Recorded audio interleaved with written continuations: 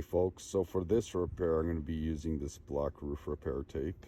It gives for TPO roofs, EPDM, metal, modified bitumen, even burst systems. And it's a black tape. The edges are loose. It's an old roof. He just wants to do some maintenance, preventative stuff. Doesn't want to blow the budget, so he wants some simple repairs just to keep the water out. And I got this at Spar. Gonna try it out. I've tried it out in the past. It works really well, but I'm gonna show you how it's done with this tape.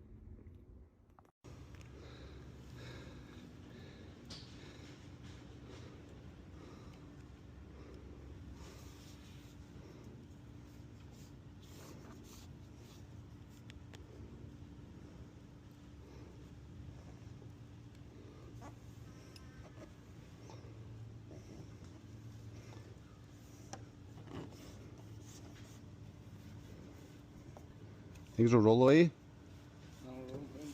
Ha? It's seguro. Thanks. Tras.